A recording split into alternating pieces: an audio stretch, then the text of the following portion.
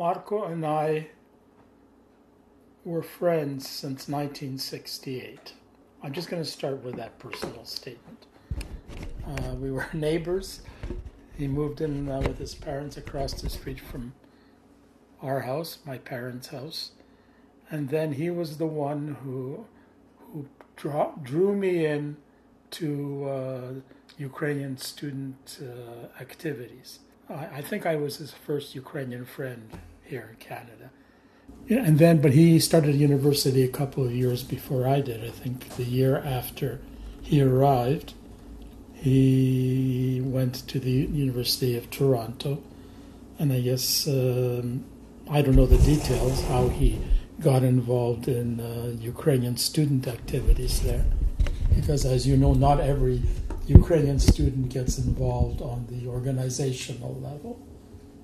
But he got drawn in, I think it was primarily through the fact that he had met more radical students than your sort of rank and file Ukrainian emigre or kids of Ukrainian emigres.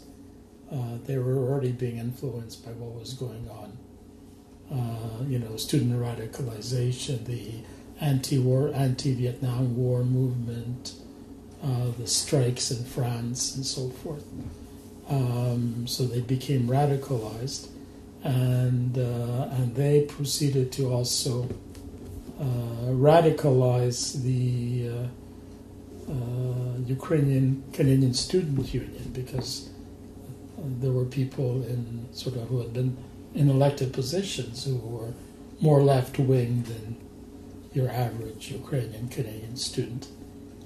But it was a good thing in that they were activists. They continued publishing the student newspaper Student, which is online. You can actually go and find it at the Ukrainian Canadian Students' Union website. And they were writing critiques of, Canadian politics, of the Canadian government, of course, of the Soviet Union. I mean, they might have been socialists in their orientation, but they were definitely not supporters of the Soviet regime. If anything, they were very conscious of their national identity and the fact that Ukrainian culture and Ukrainians who were Ukrainian dissidents and Ukrainians who were nationally conscious were being persecuted, if not imprisoned, in the Soviet Union, and they started defending them through their actions, through taking part in demonstrations, and so forth.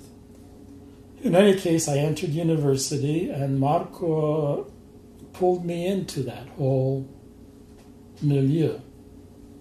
It's because of him that I got involved primarily, initially, in the Ukrainian student movement, because the executive of the union was in Toronto, and the newspaper was being edited in Toronto, and so forth. And I met some very interesting people through that. Some of them have been my lifelong friends since that time. Even kume, if you want to call it that term. And, of course, Marko and I stayed friends. And then he, being a couple of years young, a year and a half older than I, and having started university 2 years before I did, finished his BA before I did. He majored in political science and history. And then so when he finished his BA, he took part, or also did what several students from Canada, primarily from Toronto, had done a year or so before him. He did the exodus to Great Britain to pursue graduate studies. There was a group of people there. Some of them are fairly well known. One of them, Bohdan Kravchenko, after coming back, became the director of the Canadian Institute of Ukrainian Studies. Others stayed there and got involved in working for Amnesty International, the headquarters in London. This is Halia Kowalska in particular. But there were several people who had left Canada to pursue graduate studies in Britain, and most of them came back, as did Marko. Marko, I think, in a way, followed in Bogdan Kravchuk's footsteps, in that he also went to the University of Glasgow to do a master's degree.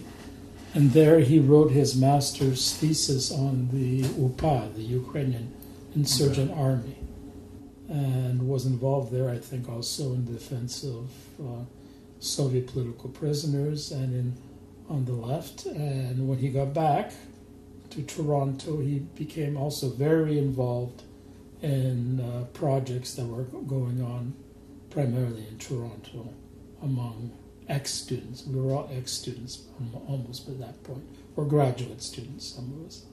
That was a magazine called Meta in English that focused on, again, on political issues, not only of interest to Ukrainians. There were all sorts of, the content was much wider than that, but there was definitely was a Ukrainian element to the magazine. It came out not all that frequently and not all that regularly for a few years, and then went under. Somebody actually wrote to me an email yesterday asking me whether I had copies of it. I guess they wanted to check something. The library isn't online, the back catalog? I have no idea. So he got involved in Meta. He also got involved with this Ukrainian language journal, Dialog, which was targeted at Ukrainians in the East. He was the president of SUSK. He was elected in 1971 in the summer, and I started university in September of that year. And so he was sort of the head honcho of the Ukrainian Student Union. So he was the president for a year when all these activities are going on.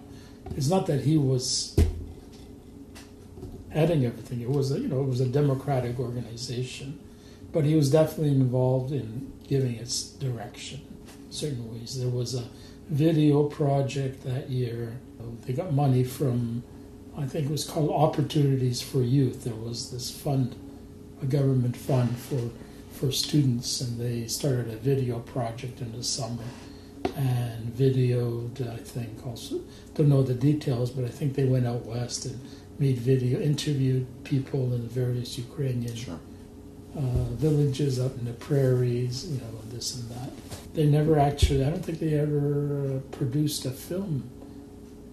I don't know what happened to all that footage either, but so he was a SUSK president for that 1 year, but then after that he was still involved with, there were all sorts of ideological debates going on amongst the students. I mean, Andrij Bandera was still around, and although he was no longer a student, he would come around to the SUSK office, and we would sometimes go over to his house, and then these sort of debates began.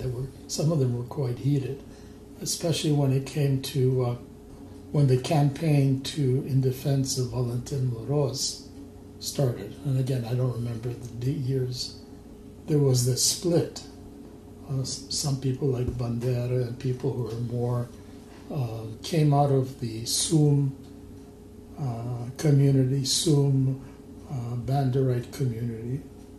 They got involved in the so-called Moroz Committee. There was an organization to defend only Valentyn Moroz. They didn't focus on defending anybody else. And then the Committee in Defense of Soviet Political Prisoners chose to defend other dissidents, not just Moroz, but a whole spectrum of people. And so there was this sort of split. I mean, there wasn't any real bad blood, but they weren't really cooperating with each other either. So Marko was a leading force in this Committee in Defense of Soviet Political Prisoners. No, he was a leading member of that committee. Did he help get Moroz here to Toronto in 79? No, that was that the year it happened, 1979? 79, yeah, I think so. No, that was the Moroz Committee. What the CDSPP did, though, was involved in, organizing a tour for Leonid Plющ after he was released. But, they didn't claim credit for his release, but they did organize an international tour for him to England, to the States, to Canada, and so forth. But in any case, Marko in 1973 or thereabouts, 74, after he had finished his BA, went off to Glasgow. And he was there, I think, for 2 years, wrote his master's thesis on the OPA, and then came back. And he became, again, was still involved, got involved in Meta, and there was Dialog, the Ukrainian language journal, which was this clandestine journal, which never stated who the people editing it were, and so forth, and it was smuggled to Eastern Europe through channels developed by the Fourth International, the Trotskyist International. They had their underground ways of getting journals in. So he was involved in Dialog, as was I, and we made trips to Marko, I, and others in Dialog, made trips, individual trips, not as groups, to different places in Eastern Europe. Places like Prague, Novi Sad in the Serbian Republic. Some people went to Warsaw, Krakow, not to Ukraine. It was too dangerous to go to Ukraine per se. And we found out later after the collapse of communism in Eastern Europe that we were being watched. I mean, the secret police were following us. But in my case, based on this book that I saw about the Czechoslovak Secret Service, that they got access to the archives. They thought we were all Ukrainian nationalists, that we were all ON type agents, which was not, of course, the case.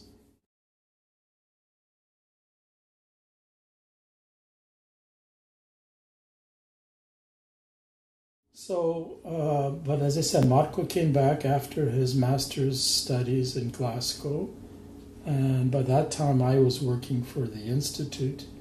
He met his first wife, they fell in love, they got married, and then he pursued his PhD at York University, embarked on writing a dissertation on the topic of the book that was recently published, The Workers' Movement and the National Question in Ukraine. I interviewed him on that book. Yeah, so you can give them links to that. Yeah, it took decades for him to get this not published. I mean, he put it aside, and then he got back to it decades later. Yes, I haven't read it yet, but I know that he was a good writer, and he had, not only a good writer, but he had a good mind. So I bet it must be a very good book. Besides all these sort of underground publication projects, as I said, he was involved in the Committee for the Defense of Soviet Political Prisoners. And I don't remember exactly how long it remained active, but well into the mid-'80s, I think. And then it sort of, over time, I guess, just sort of fell apart. People moved on, moved out of the city and so forth.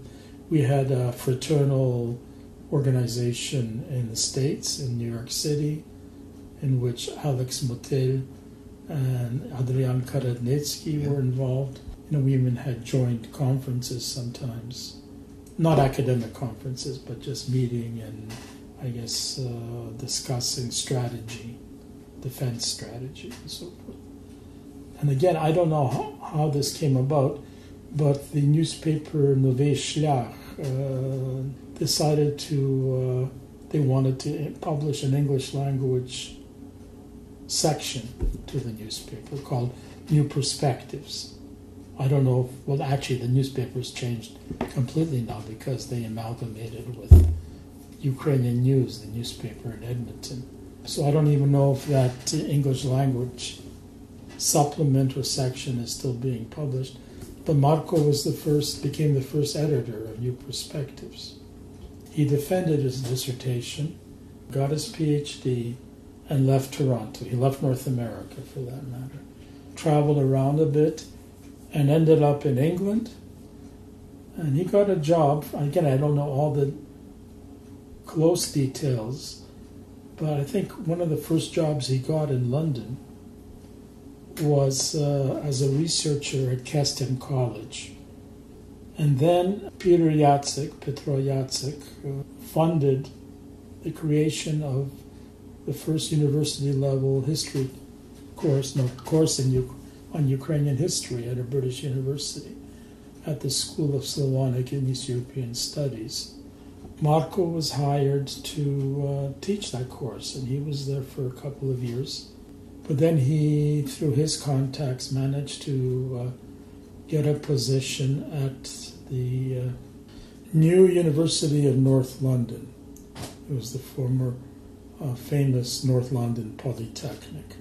When I started traveling to Ukraine, I would always fly via London, so I'd always either stop and spend a few days with him as his guest in London, or after coming back from Kyiv, before flying on to Toronto, I would stay with him. So that's about the extent of our interaction. And also, when he came to Toronto. Sure. So it wasn't all that frequent. But, we stayed good friends.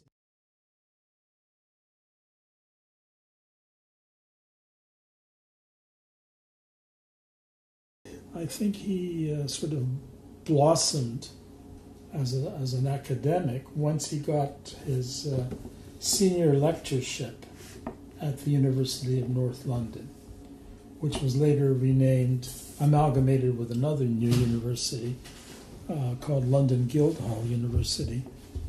It was amalgamated to create the university, London Metropolitan University it was called. And he produced training manuals for them.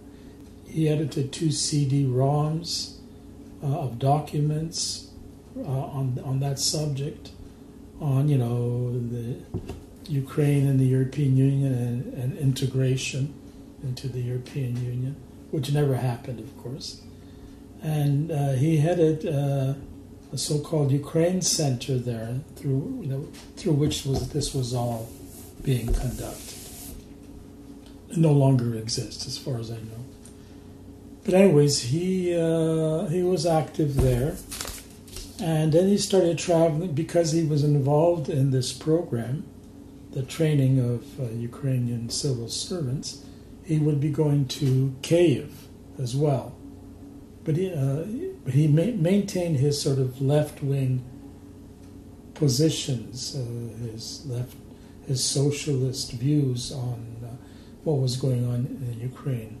And he wrote about that, and he met new leftists in Ukraine, people who after independence still had a left-wing perspective on politics and were supportive of trade unions, because trade unions were being destroyed in Ukraine, in post-Soviet Ukraine, workers' rights, and so forth, and he was inspired by their activities, and I guess they were inspired by him because he was sort of a charismatic speaker, and he had some experience mobilizing. Not that he was organizing strikes or anything like that, but inspiring people to continue this good work on behalf of the Ukrainian workers. And he was publishing occasionally articles in academic journals on Ukraine and EU integration. Not that many articles. He didn't publish all that much, but he did publish, and he continued teaching. And then he retired fairly early, I think. He took sort of early retirement But he, again, I don't know what he taught, but he got a contract teaching a course or two at the London campus of New York University. NYU has a London campus, which I didn't know about until he told me he was teaching there. So he taught there for a few years. Published a book called Ukraine and Europe, A Difficult Reunion. Again, it was on the whole issue of reintegration and so forth. And it was only toward the end of his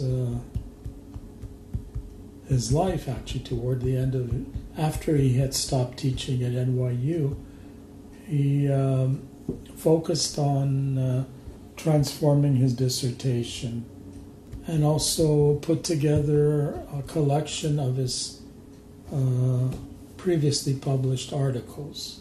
This book here, Towards a Political Economy of Ukraine. Selected Essays, 1990 to 2015. Some very good pieces here, if you're interested in that type of subject. Sections on the parliamentary elections in 1994, Kuchma's presidency, the Ukrainian economy since independence, the issue of national self-determination.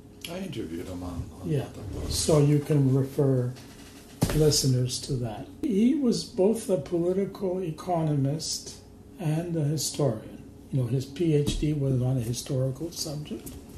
He also published an article in the Journal of Ukrainian Studies on the revolutionary period, very interesting conceptual article. So he had that interest in the past, in Ukrainian history, especially of the working class. You see that the subject of this book was, the role of workers in the Ukrainian Revolution. He didn't write much more than this book and an article or two on in Ukrainian history. Plus, as I said, his master's thesis was on the UPA, which again was a historical subject. So I guess I guess his interest was primarily on social history and political history, obviously, because he was very much taken, I think, by the left-wing thrust of the UPA that occurred in the latter part of the Second World War. Well, I forgot to mention, of course, the book that and I forgot to mention that whole episode. This was an important thing that happened. Yeah, can you talk about that? Yes, I can. He co-wrote this book with a person called Victor Haynes, which is a pseudonym of a man whose real name is Yaroslav Koshy. He was an electrical engineer in New York City who left his job and completely retooled. But he co-wrote this book with Yarko. I don't know why he used the pseudonym. It was one of the early books about the Chornovol accident. And they also made a film for, I think it was York TV, one of the British TV networks on the Chornovol accident. He had a genuine interest in things Ukrainian as a student, as a young man. So they were democratic. So we were all democratic socialists, so to speak. But he also he joined the Fourth International, but he left it because in about 1982 because of the position the Fourth International took or didn't take on the Soviet invasion of Afghanistan. They avoided talking about it. Mm. But he was a Democrat by nature and Ukrainian patriot, and he believed, he was an idealist in certain respects. But we all were. We believed that we had to, the Soviet Union had to be destroyed. But you couldn't. It shouldn't be replaced by American-style capitalism, and it hasn't been, but to an extent. Maybe it was all too unrealistic, but that's what young people are for. They're supposed to be idealists at a certain age. But he remained so in many respects. When in 2014, he initiated the creation of the Ukraine Solidarity Committee in London. They organized all sorts of, or have still been organizing, demonstrations in support of Ukraine against Russian occupation, against corruption, and so forth. And he published a regular blog on their website with his analyses of what's going on in Ukraine.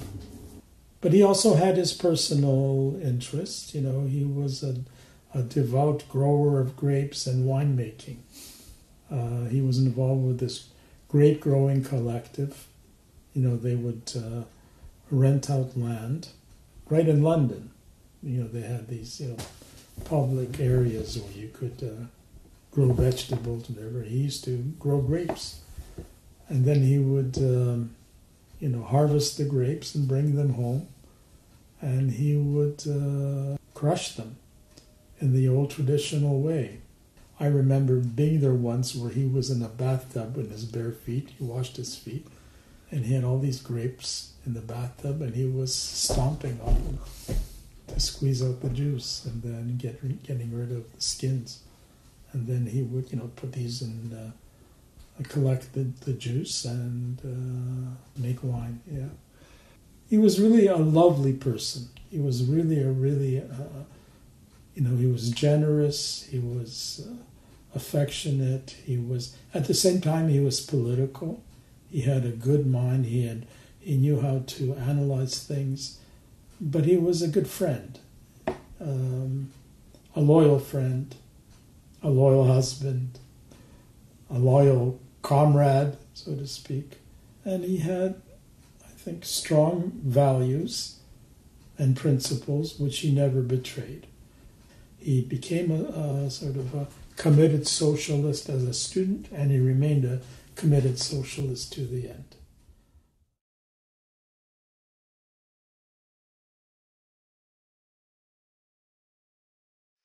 My name is Marko Bojcun, and I'm the author of a book called The Working Class.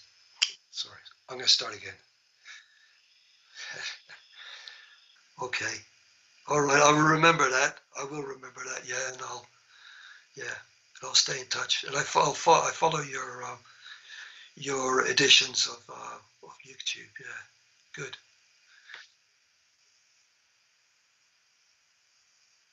Proszę, do zobaczenia.